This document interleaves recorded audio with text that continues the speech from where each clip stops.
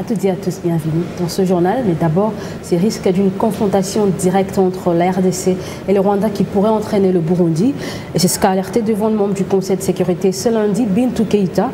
Le Conseil appelle donc tout le monde à la retenue et à s'abstenir des discours de haine. Toutefois, le Rwanda a été invité à retirer ses militaires du sol congolais et le Conseil de sécurité a promis d'accompagner la RDC dans l'organisation des prochaines élections. La situation sécuritaire et humanitaire demeure précaire dans l'est de la République démocratique du Congo. Affirmation devant le Conseil de sécurité de l'ONU de la représentante spéciale du secrétaire général des Nations Unies.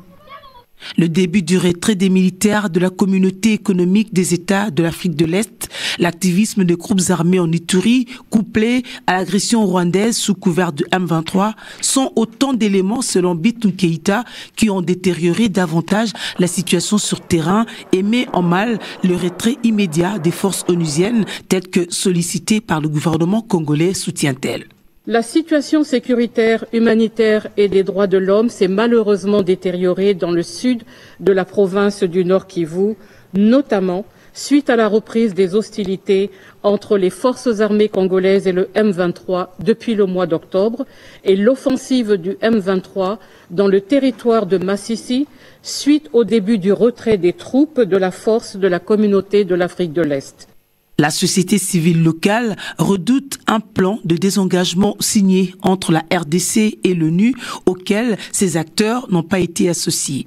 Hormis un communiqué annonçant que les gouvernements de la RDC et la MONUSCO avaient convenu un plan de désengagement de la mission, la société civile a peu d'informations et s'interroge sur le contenu de ces plans.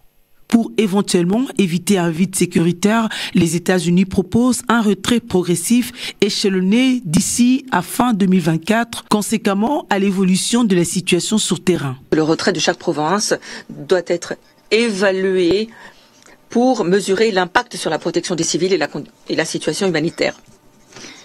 Nous ne pourrons accepter des vides de sécuritaire. Nous devrons immédiatement, le cas échéant, envisager une pause pour les phases ultérieures. Entre-temps, la prochaine réunion sur la question de la RDC va acter le renouvellement du mandat de la MONUSCO et la fermeture de plusieurs bureaux dans certaines provinces pour consacrer l'essentiel des forces aux zones à forte tension comme Rutshuru et Massissi au Nord Kivu et une partie de l'Ituri.